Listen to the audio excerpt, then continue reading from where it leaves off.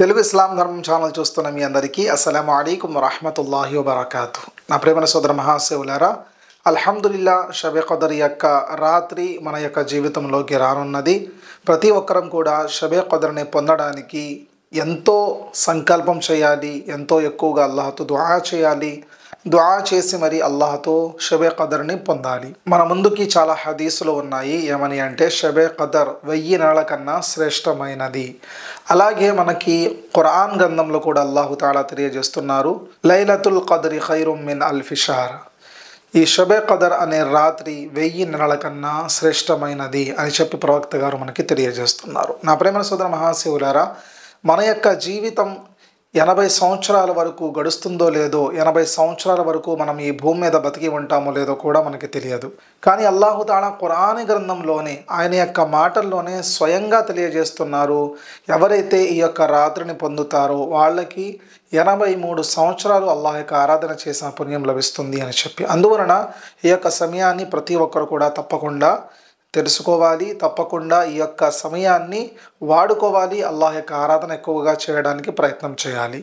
ఇన్షాల్లా ఈరోజు నేను మీ అందరికీ షబే ఖదర్ పొందడానికి, లైలతుల్ ఖదర్ యొక్క రాత్రి యొక్క ఘనతలు పొందడానికి చాలా సులువైన విధానాలు చెప్తాను. ఇన్షాల్లా ఎవరైతే నేను చెప్పిన విధానాన్ని ఫాలో అవుతారో తప్పకుండా వాళ్ళు షబే ఖదర్ని పొందిన వారు అవుతారు. 83 సంవత్సరాలు కూడా అల్లాహ్ యొక్క ఆరాధన చేసిన వారు అవుతారు.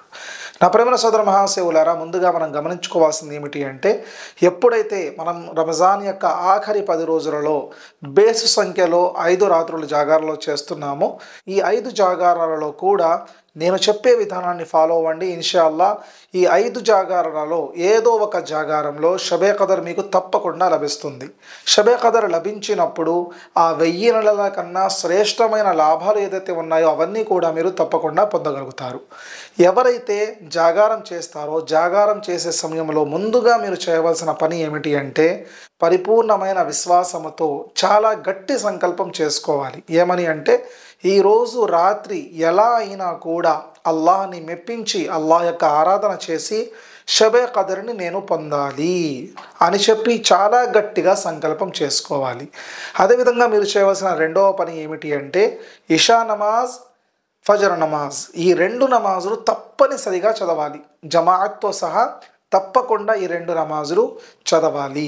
మనలో చాలామంది ఆఫీస్కి వెళ్ళి వస్తూ ఉంటారు, లేదంటే వేరే వేరే పనులలో నిమగ్నమై ఉంటారు, లేదా కొంతమంది ఎక్కువగా ప్రయాణం చేసి వచ్చి అలసిపోతూ ఉంటారు.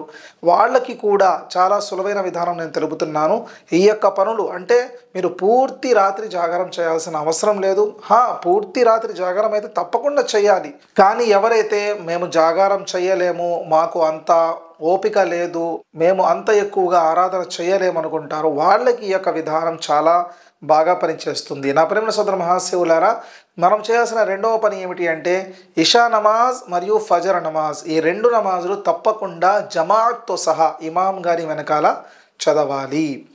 ఎందుకు అంటే, మనకి ఒక హదీసులో వస్తుంది, ఎవరైతే ఇషా నమాజ్ జమాఅత్తో సహా చదువుతారో మరియు ఉదయాన్నే లేచి ఫజర్ నమాజ్ కూడా జమాఅత్తో సహా చదువుతారో వాళ్ళకి పూర్తి రాత్రి అంటే ఈ మధ్యకాలంలో ఎంతైతే సమయం ఉంటుందో ఈ అల్లాహ్ యొక్క ఆరాధన చేసిన పుణ్యం లభిస్తుంది అని చెప్పి హదీస్ గ్రంథాలలో మనకి వస్తుంది. అందువలన ఈ 2 నమాజులు తప్పకుండా జమాఅత్తో సహా చదవడానికి ప్రయత్నం చేయండి.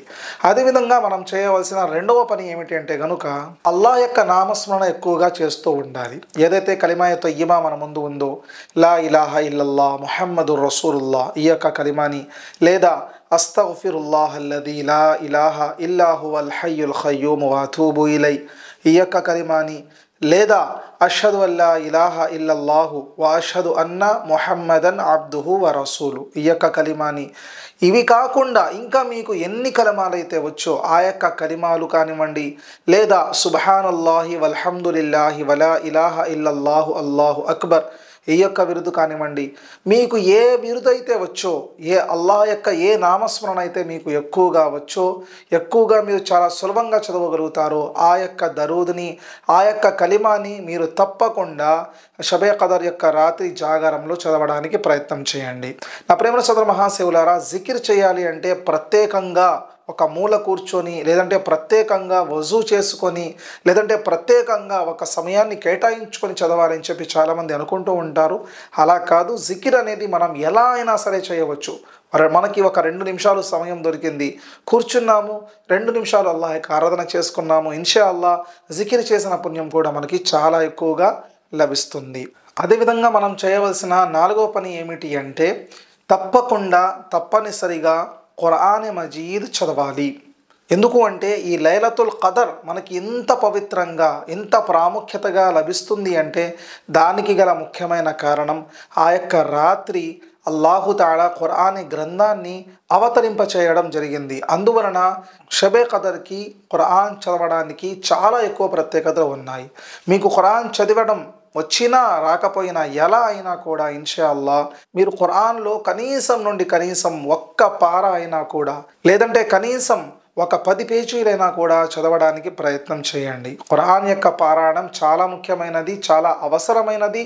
అందువలన ఇన్షా అల్లాహ్ మీరు చేయవలసిన 4వ పని ఖురాన్ యొక్క పఠనం తప్పకుండా చేయాలి. అదేవిధంగా మనం చేయవలసిన 5వ పని ఏమిటి అంటే గనుక, షబే ఖదర్ రాత్రి చాలా నమాజులు ఉంటాయి, నఫీల్ నమాజులు. ఆ నఫీల్ నమాజులలో 2 నమాజులు తప్పకుండా చదవడానికి ప్రయత్నం చేయండి. వాటిలో ఒకటి సలాతు తౌబా, పాప క్షమాపణ నమాజ్, 2 రకాతులు నఫీల్ నమాజ్.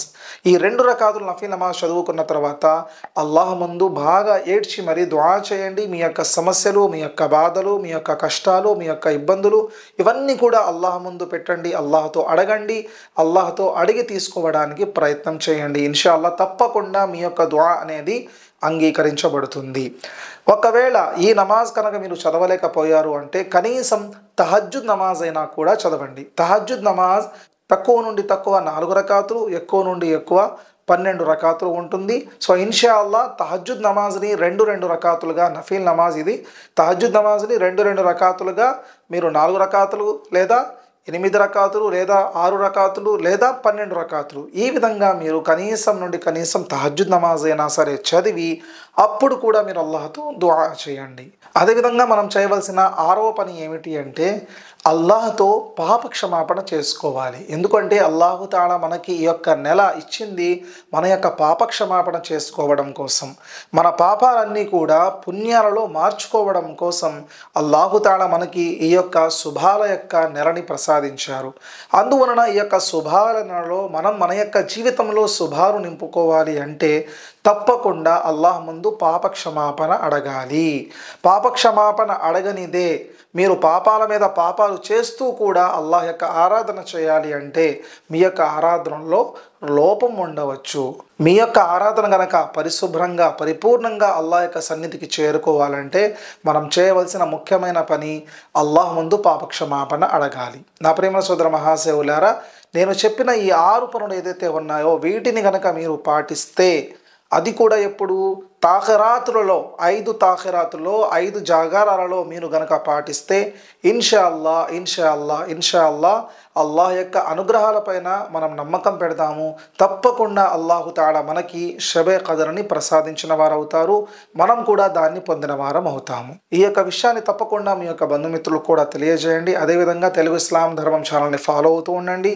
ఇస్లాం గురించి మరింత సమాచారం తెలుసుకోవడానికి ఇక్కడ కనిపిస్తున్న మీకు నెంబర్కి వాట్సాప్ చేయవచ్చు. ఇన్షా అల్లాహ్ ఇంకా మీకు ఎక్కువగా సహాయం చేయడానికి నేను ప్రయత్నం చేస్తూ ఉంటాను. అస్సలాము అలైకుం వరహ్మతుల్లాహి వబరకాతుహు.